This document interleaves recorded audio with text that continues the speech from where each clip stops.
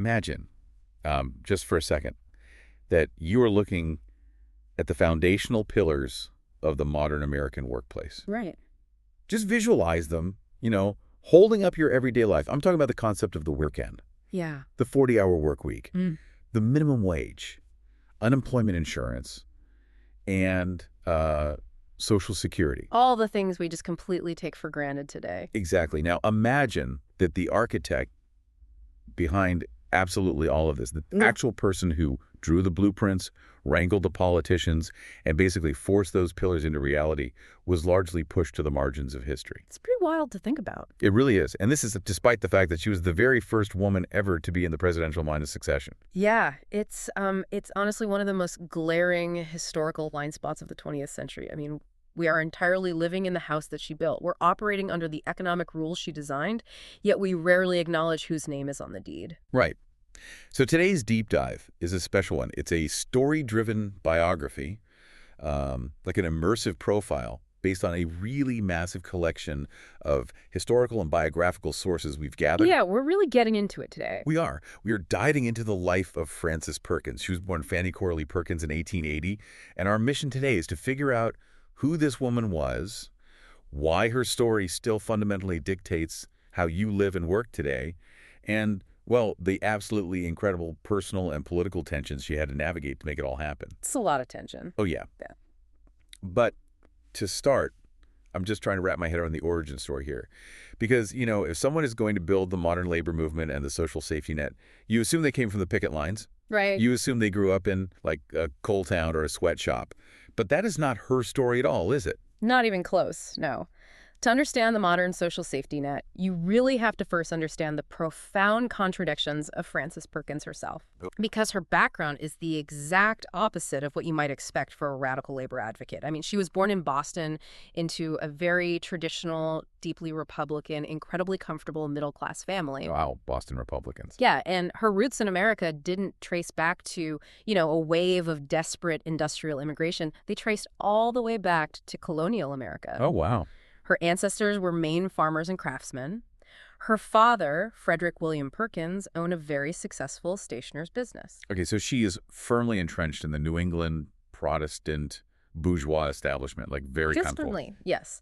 And her father had a profound love of Greek literature, which he actually passed down to her. So she grows up in this educated, very traditional environment, spending a lot of her childhood in Worcester, Massachusetts. Right. Now, it's worth noting that the women in her family had a strong tradition of working in education, so there was an expectation in the household that she would be intelligent, capable, well-read, but, certainly only within the accepted genteel bounds of her class and era. Right? Like, be smart, but don't rack the boat. Exactly. But she doesn't just stick to the classics or the traditional female pursuits of the late Victorian era, right? She actually goes into the hard sciences, which feels like a massive pivot for that time. It was a defining pivot. She attends Mount Holyoke College and earns a bachelor's degree in chemistry and physics in 1902. Chemistry and physics in 1902. Yeah. She was even named class president. Wow. And the reason we really have to pause on her degree is because this scientific background, it becomes the fundamental lens through which she will eventually view all of human society. Oh, that's interesting. Yeah, she isn't just learning how elements react in a lab. She is learning the scientific method. Observation, hypothesis, testing, and demanding empirical, undeniable proof. That makes perfect sense. She's learning how to measure cause and effect. In fact. But, how does a middle-class chemistry and physics major turn into the champion of the working class? No. Because there's a massive leap between measuring chemical compounds in a pristine college lab and fighting for tenement workers in the slums. There really is. And the bridge between those two worlds was actually a professor at Mount Holyoke named Anna May Soule. Okay. So Professor Soule taught progressive politics and economic history. But her most impactful teaching method was completely unorthodox for the time. She actually took her students out of the classroom and into the industrial sprawl. Wait, really? Yeah, she assigned these young, relatively sheltered women to tour local factories to study the working conditions firsthand. Wait, what did a factory tour even look like in 1902? Because, the Gilded Age was notoriously brutal. There were no safety regulations. Was the factory management just letting college girls wander around the heavy machinery? They often did, yeah, Right. largely because they viewed these college women as harmless curiosities, or, perhaps as future consumers. Oh, right, like a PR thing. Exactly. But what Perkins saw on those floors was horrifying. We're talking about deafening noise, dangerous belts and pulleys completely exposed, children working on the floors, and exhausted workers putting in 12 to 14-hour days. That sounds like a nightmare. It was. And for Perkins, applying her scientific mind to this environment was an absolute awakening. She actually recalled Soul's course as a major defining influence on her life. Really? Yeah. She realized that poverty and workplace injury weren't just unfortunate moral failings of the poor, which was the dominant conservative view at the time. Oh, yeah, like, if you're poor, it's your own fault. Oh, exactly. She realized they were structural, measurable problems. Like she realized society was just a highly volatile experiment, and the variables were currently set up to crush the people at the bottom. Precisely. That is exactly it. And she decided she needed to change the variables. So after graduating, she starts teaching in Chicago. And this is where she begins to really bridge the gap between observation and action. Okay. Because while teaching, she actually starts helping collect wages for workers who are being actively exploited by their employers. Oh, wow. Which means she is stepping out of the role of an observer and into the role of an agitator. Yes. In Chicago, she volunteers at settlement houses. Now, this is a crucial concept for the era. Settlement houses, most notably Hull House, where she worked directly with the legendary Jane Addams, were reform institutions usually established in poor urban areas. Right. I've heard of Hull House. Yeah, the idea was that volunteer middle-class settlers would actually live in the houses right alongside the low-income communities they were serving. That is a radical level of empathy. Yeah. I mean, you don't just commute to the slums to hand out soup.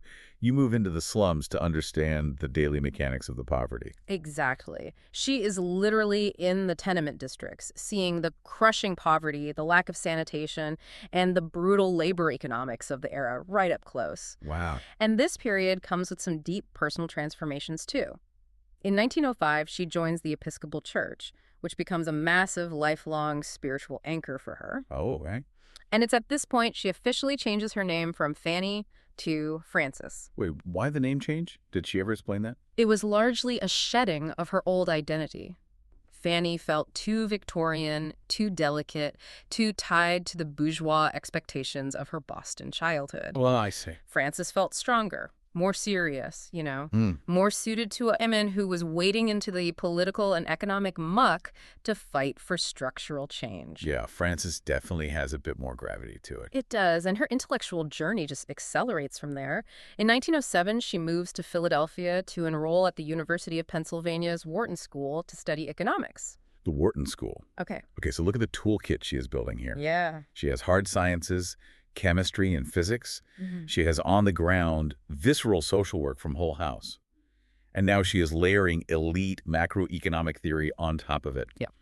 That is a devastatingly effective combination of skills if you want to rewrite the rules of an economy. It is an absolute intellectual arsenal. And she's still working while she does this, by the way. She spends 2 years working as a social worker in Philadelphia. Gee, she's busy. Very. And during this time, she is absorbing every political theory available to the point where she even joins the Socialist Party of America. Wait, the middle-class Republican from a family of Boston stationers joins the Socialist Party. That is a massive ideological swing. That really is. But didn't she end up leaving the party relatively quickly? She did. She was only in the party for a few years, from about 1907 to 1912. And why she left is incredibly telling about her core philosophy. Oh. She ultimately left because she felt the party was too idealistic. Ah, that goes right back to the chemistry background, doesn't it? Exactly. The socialists wanted to theorize about a perfect utopian future where the state dissolves and capital is entirely redistributed. Yeah. But Perkins wants practical, measurable, immediate results. Yes. She wants to know how to stop a worker's arm from being torn off in a loom tomorrow, not after a theoretical global revolution. You've hit the nail on the head. Frances Perkins was relentlessly, almost aggressively pragmatic. So she moves to Greenwich Village in New York, attends Columbia University, and earns her master's degree in economics and sociology in 1910. Just collecting degrees at this point. Pretty much. And simultaneously, she is deeply active in the suffrage movement. We are talking about her standing on soapboxes on street corners in Greenwich Village, actively advocating and protesting for women's right to vote. Wow. She was taking her elite academic knowledge directly to the pavement. It's an amazing visual. This highly educated, scientifically minded woman shouting on street corners, demanding the franchise. Yeah. But, studying inequality, writing economic papers, and being a street corner advocate, all of that is one thing. True. Witnessing an absolute horrific tragedy that proves the fatal inadequacy of the current system is another. Let's move to 1911 and the event that essentially ignited the New Deal. Yeah. To set the stage for 1911, you have to look at where Perkins was professionally. By 1910, she had achieved statewide prominence as the head of the New York office of the National Consumers League. Her job was to lobby with immense vigor for better working hours and safer conditions. She had just successfully championed a massive legislative cause. She pushed for a 54-hour work week and other benefits specifically for the women and girls working in the garment industry. The garment industry in New York at the time was the definition of a sweatshop. Beyond brutal. Yeah. You had thousands of young immigrant women crammed into towering factory buildings, operating heavy sewing machinery for pennies, surrounded by highly flammable cotton dust and scraps of fabric. Just a disaster waiting to happen. Exactly. And on March 25, 1911, Perkins was actually having tea with friends in a townhouse near Washington Square Park. Oh. Suddenly, they hear fire engines, people screaming. She runs out to the street, follows the crowds, and personally witnesses the Triangle Shirtwaist Factory fire. The Triangle Fire, even over a century later, that name carries so much weight. Walk us through the mechanics of what actually happened in that building, because it is crucial to understanding her reaction. Right. So the factory was located on the 8th, 9th, and 10th floors of the Ash Building. They employed hundreds of workers, the vast majority being young Italian and Jewish immigrant women. Okay. When a fire broke out in a scrap bin on the 8th floor, it spread with terrifying speed because the room was effectively a tinderbox of loose fabric and tissue paper. Oh my gosh. The workers panicked and rushed for the exits, but they found that there were no functional, adequate fire escapes. None. The one exterior fire escape they had was flimsy, and it collapsed almost immediately under the weight of the fleeing workers. And what about the interior stairwells? Couldn't they just run down the stairs? They couldn't. The factory owners, Max Blank and Isaac Harris, had explicitly ordered the doors to the stairwells and exits to be physically locked from the outside. Wait, why on earth would you lock hundreds of workers inside a room with heavy machinery? It was a cold economic calculation. The owners wanted to prevent the employees from taking unauthorized breaks. No. They also wanted to prevent them from stealing scraps of fabric or finished shirtwaists. To the owners, the threat of losing a few pennies to stolen fabric was a higher priority than the safety of their workers. That is just sickening. It is. Because the doors were locked, the workers were completely trapped, and the fire department's ladders were notoriously too short. They only reached the 6th floor. Oh my God. So the crowds on the street below, which included Frances Perkins, watched helplessly as the smoke and flames closed in. I can't even imagine. Faced with burning alive, dozens of these young women broke the windows and jumped from the 9th floor to their deaths on the pavement below. Horrific.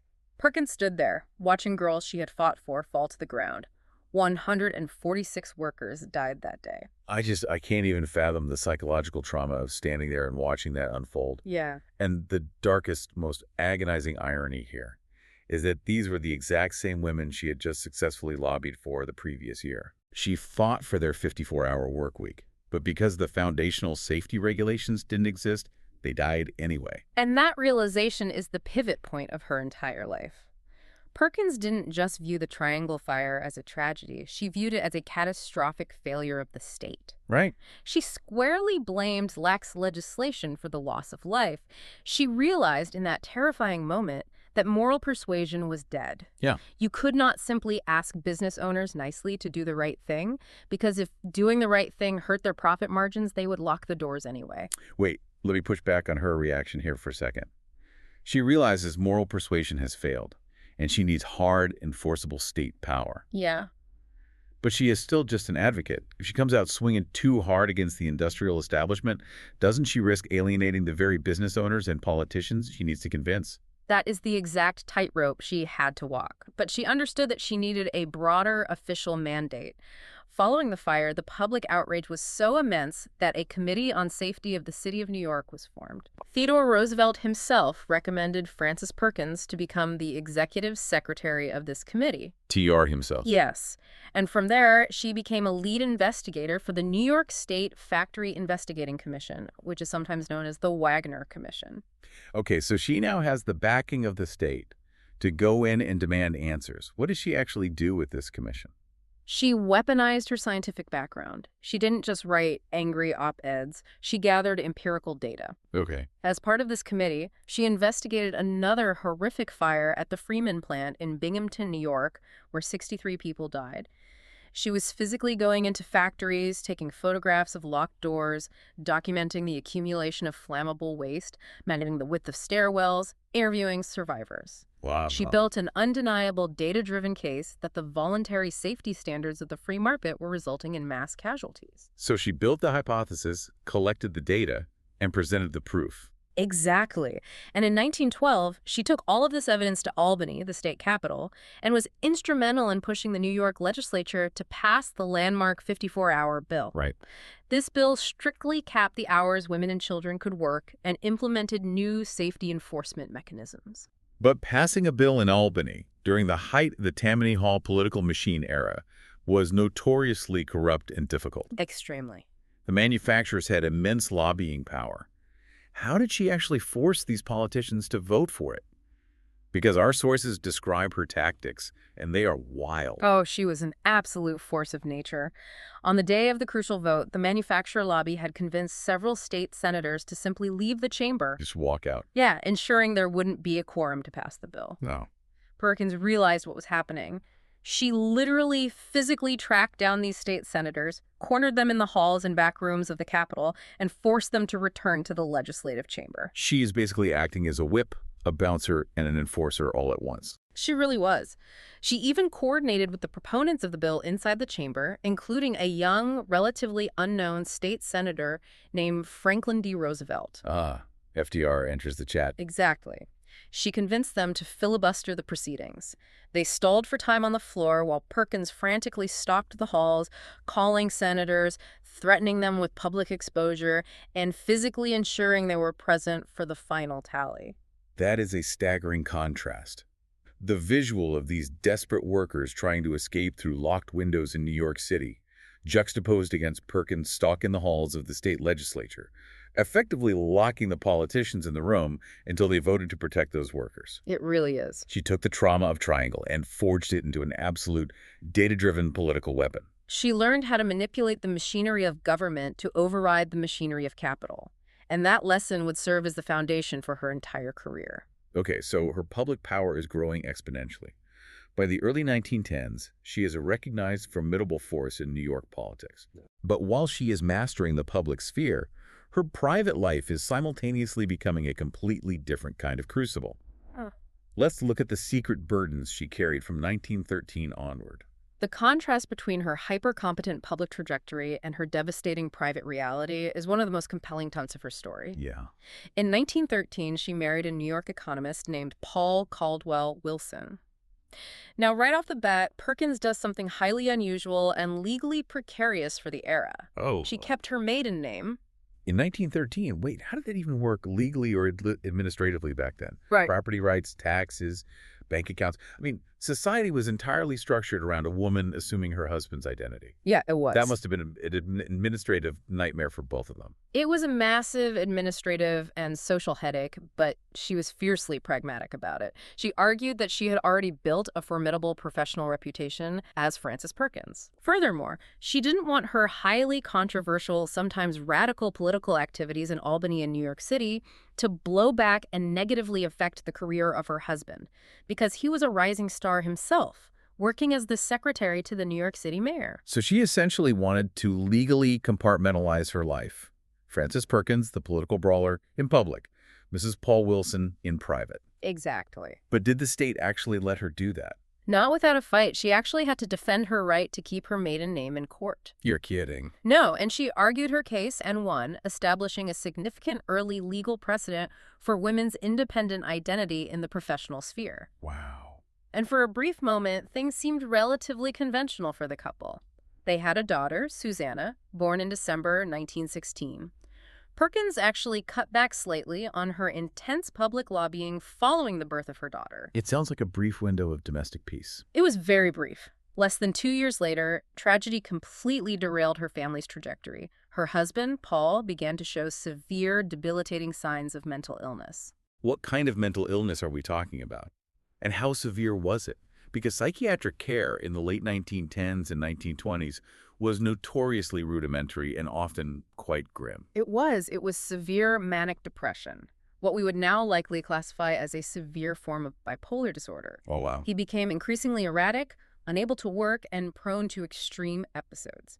He would be institutionalized frequently for his mental illness throughout the entire remainder of their marriage. That's heartbreaking. And to compound the tragedy, according to her biographer, Kirsten Downey, their daughter Susanna also later displayed profound manic depressive symptoms as she grew older. Oh, my God.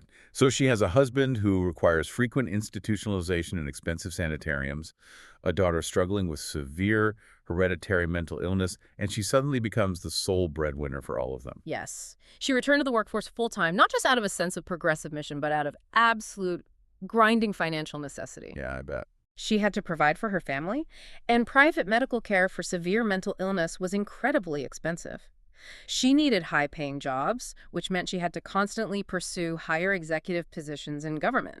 This completely reframes her ambition. It wasn't just ego or political maneuvering. It was survival. Exactly. And this financial pressure required her to take on living arrangements that the public and the press often heavily scrutinized. How so?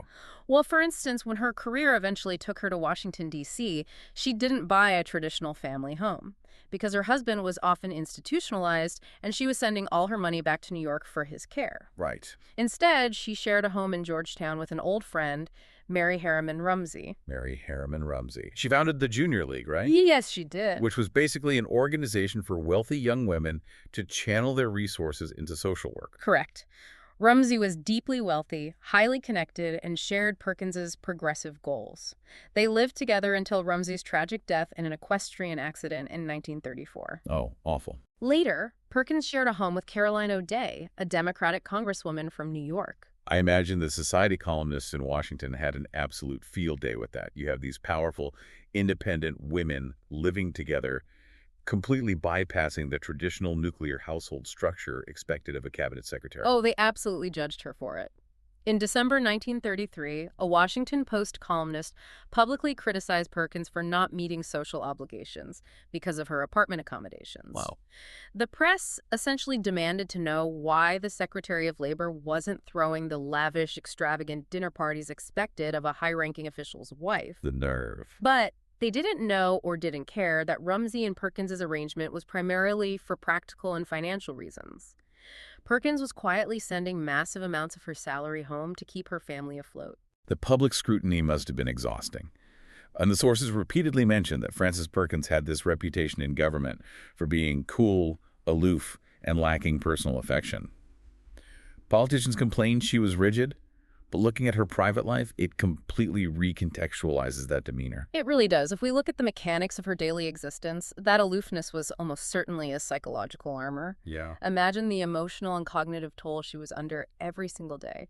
Her biographer notes that her conservative New England upbringing inherently held her back from mingling freely or exhibiting loud personal affection in public. Sure. But it went so much deeper than Victorian manners. She was managing devastating, unpredictable mental illness at home. She was fielding calls from sanitariums about her husband, worrying about her daughter's stability, and simultaneously fighting brutal, high-stakes political battles at work against powerful corporate titans. It's like she was standing in the middle of a hurricane, desperately trying to hold up the collapsing roof of her own house with one hand, while trying to build a storm shelter for the rest of the country with the other. That's a great way to put it.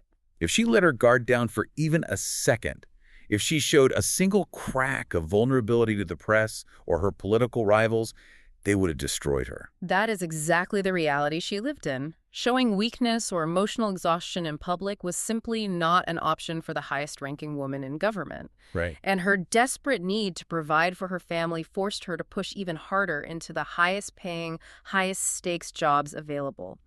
She couldn't afford to just be a grassroots activist anymore. She needed to be a high-level executive. Yeah, she needed the salary. And that need put her right into the center of New York's political machine, intersecting directly with Governor Al Smith and a rising star named Franklin D. Roosevelt.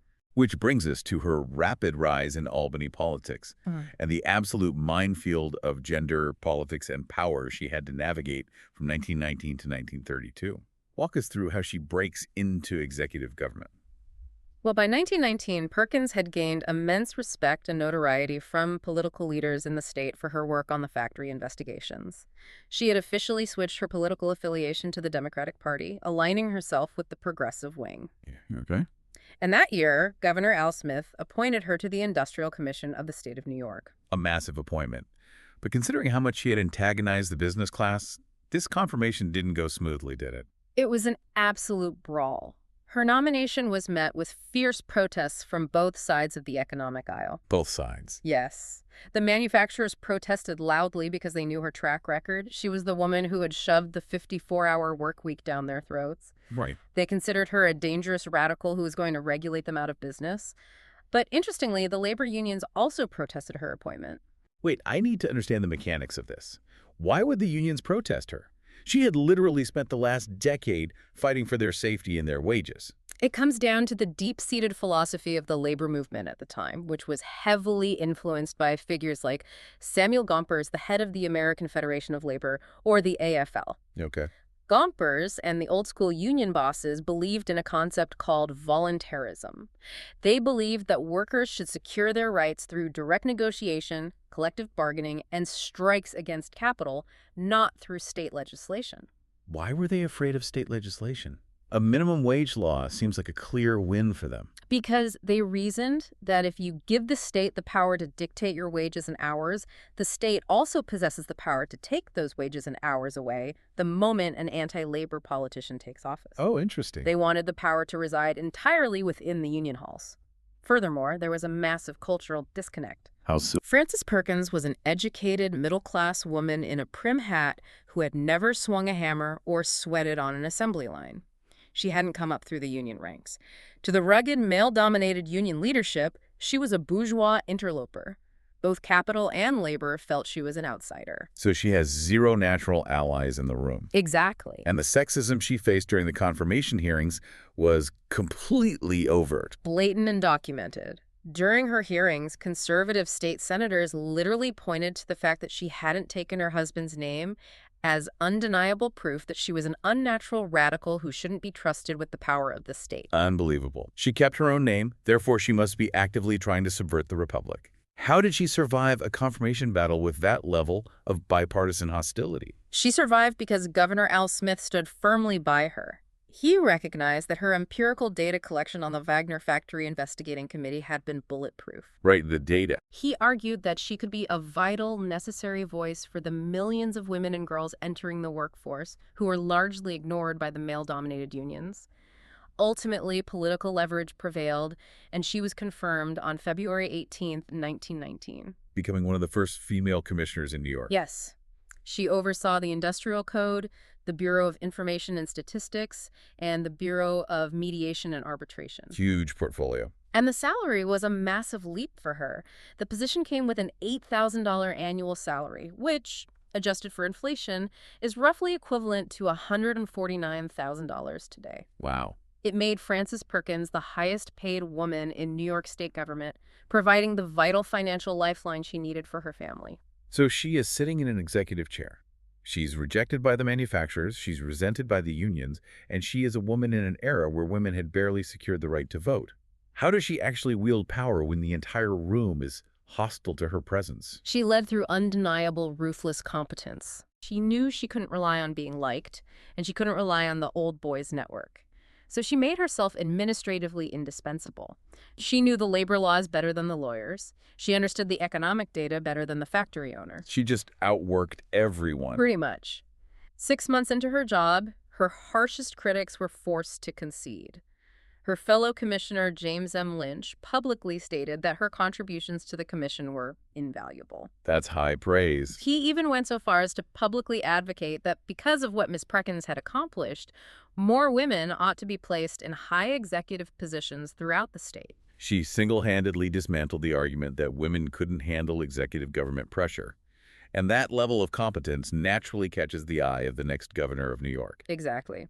In 1929, the newly elected governor, Franklin Delano Roosevelt, recognized her brilliance and appointed her as the inaugural New York State Industrial Commissioner. So she's running the whole thing now. Yes. This was a massive step up from being just a member of a commission.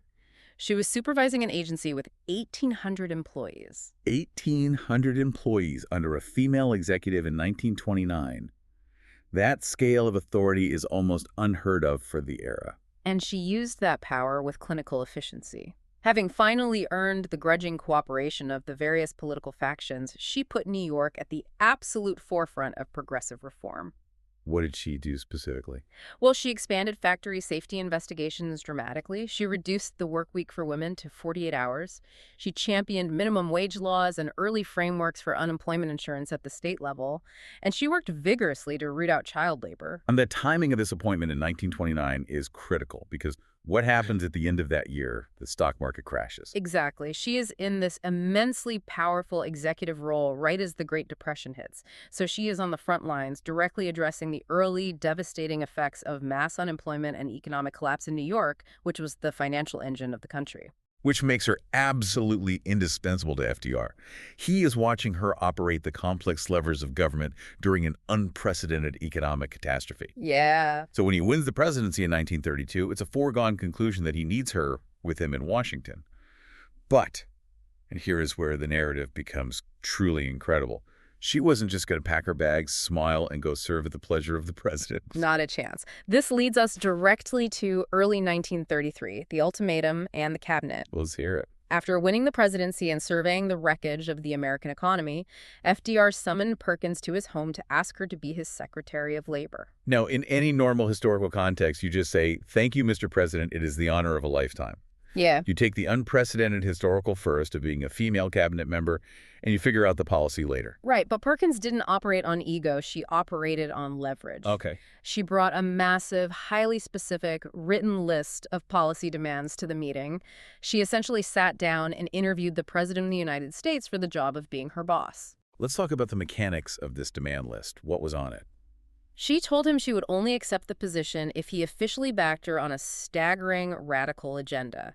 She demanded a federal minimum wage, maximum work hours, federal unemployment insurance, the absolute abolition of child labor, and the creation of a national old age pension system, which we now know as Social Security. Wow.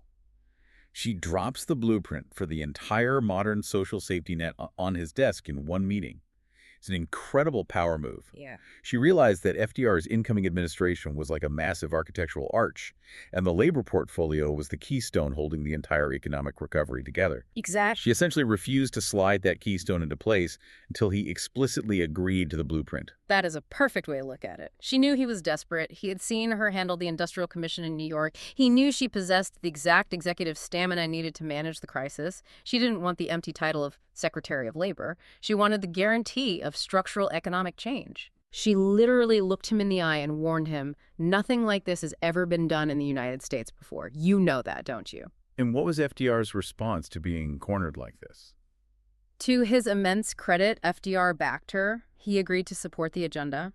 With his backing, Frances Perkins was nominated and confirmed by the Senate, making her the first woman ever to hold a cabinet position in the United States. Incredible. And by constitutional extension, she became the first woman to enter the presidential line of succession. The historical weight of that moment is immense. It is. There had been whispered rumors of appointing a female cabinet member for 4 previous presidential administrations, but no president had ever dared to actually follow through, largely fearing the political backlash.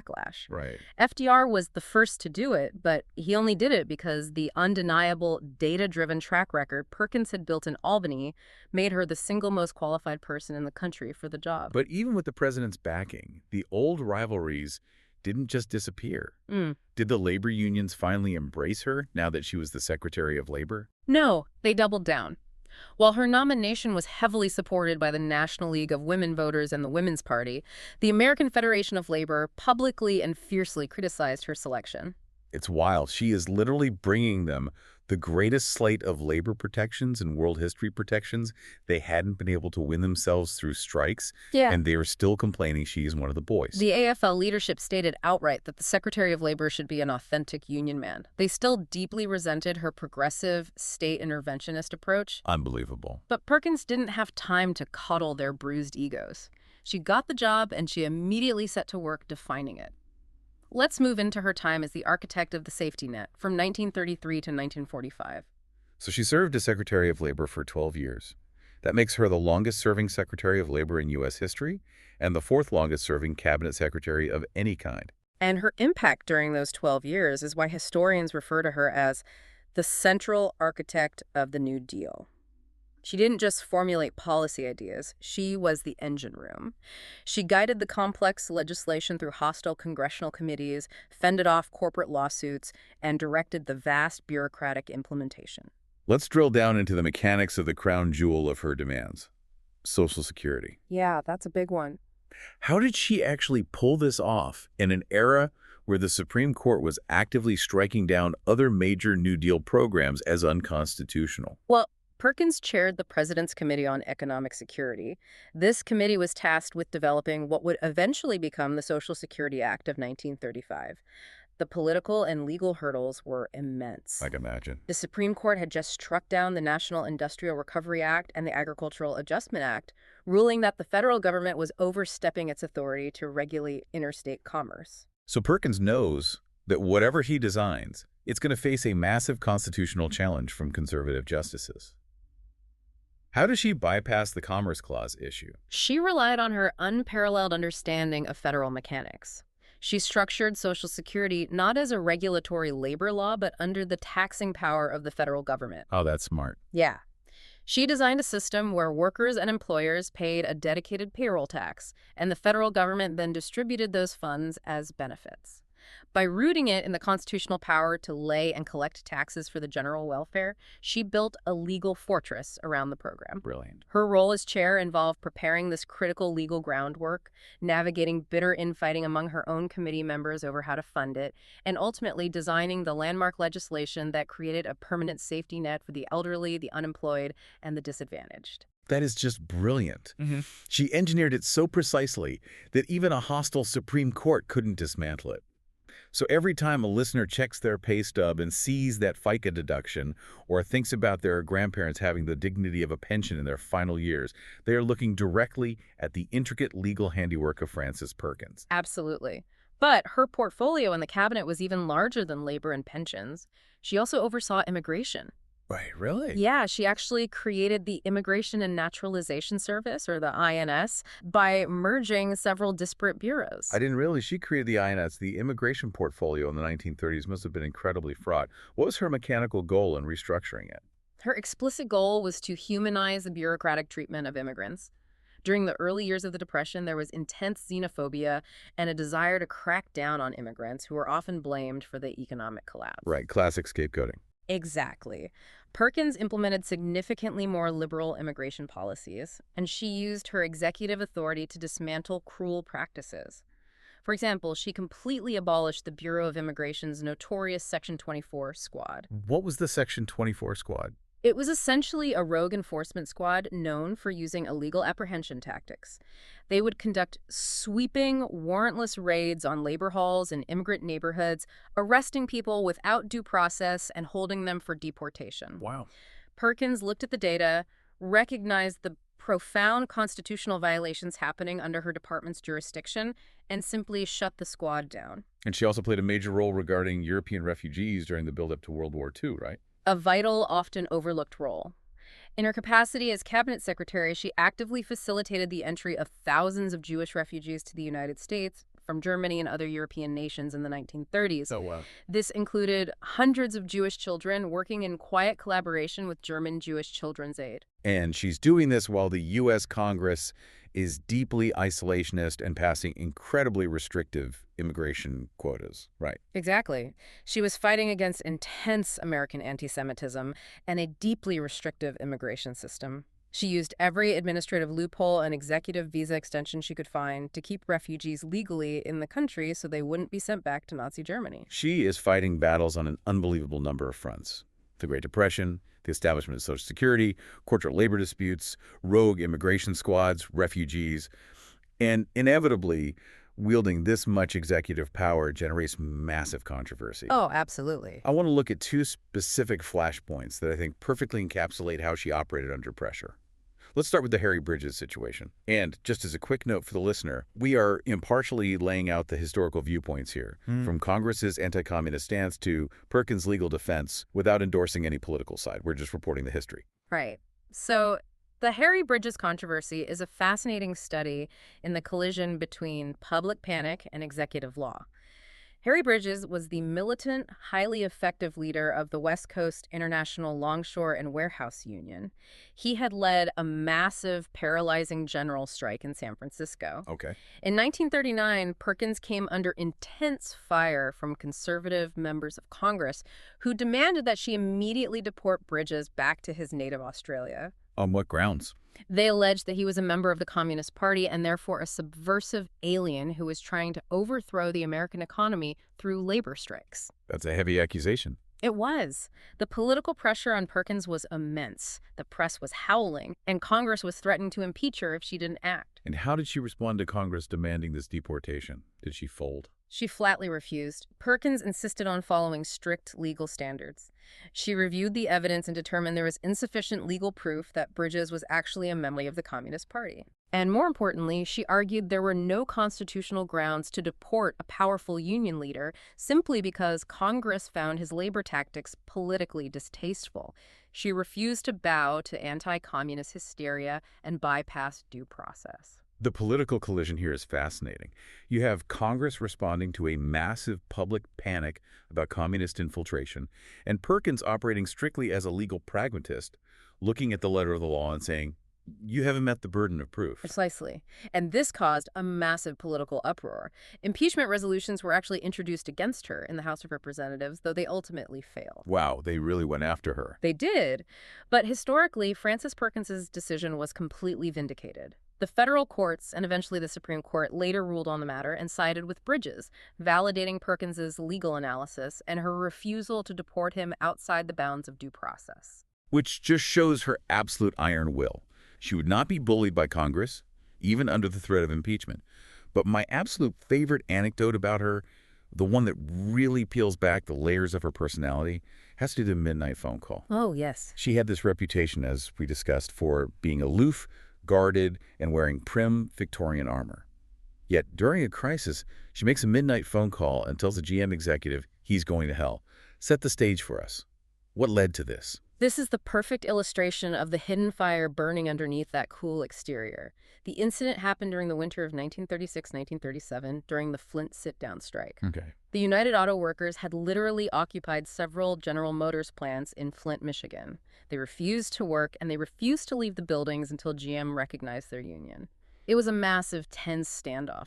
The national economy was hanging in the balance, and there was a very real threat of violent intervention by the National Guard. The stakes are incredibly high. Mm-hmm. The entire recovery of the auto industry is paralyzed. And Alfred P. Sloan, the highly powerful, notoriously arrogant chairman of the board at General Motors, was absolutely refusing to meet the union's demands or even come to the negotiating table. He essentially dared the government to force him.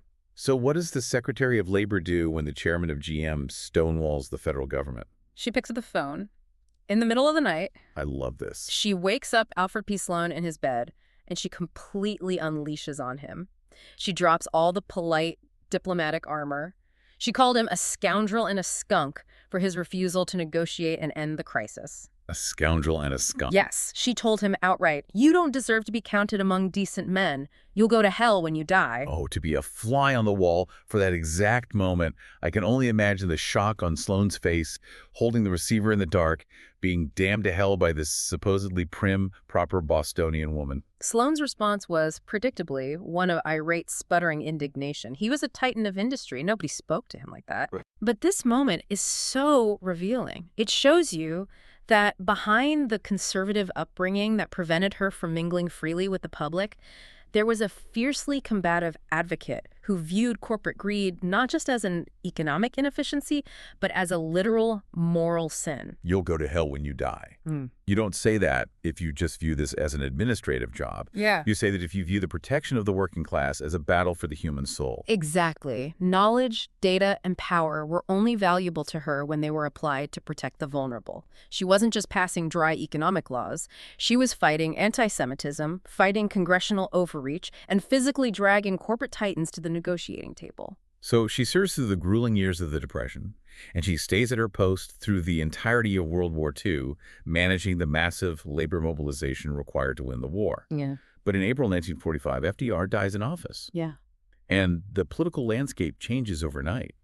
What happens to Frances Perkins when the man who gave her that mandate is gone? Let's look at the final chapters of her life. Well, when Harry Truman ascended to the presidency, he naturally wanted to bring in his own cabinet and his own loyalists. He named Louis B. Schwellenbach as the new Secretary of Labor. Okay. Perkins's tenure as secretary officially ended on June 30th, 1945, closing out an unprecedented 12-year run of reshaping the American economy. But Truman wasn't foolish. He knew he couldn't just lose her vast administrative expertise entirely. Later in 1945, he asked her to serve on the United States Civil Service Commission. And she accepts. Yeah. But she's in her late 60s at this point. Does she slow down at all in this new bureaucratic role? Not at all. She brought her trademark, razor-sharp pragmatism to the Civil Service Commission, and she continued to fight for equity. One of her most famous moments in this post was her vehement pushback against government officials who were secretly requiring their secretaries and stenographers to be physically attractive. I love this. She spots the inefficiency immediately. She did. The government was complaining about a massive shortage of qualified secretaries and stenographers.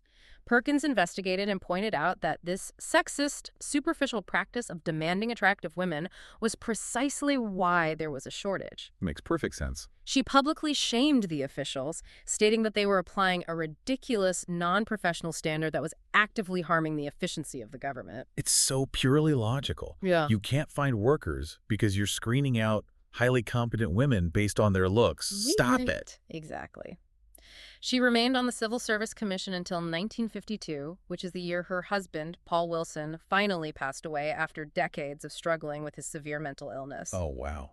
After his death, the crushing financial burden of his medical care was finally lifted, and she left government service.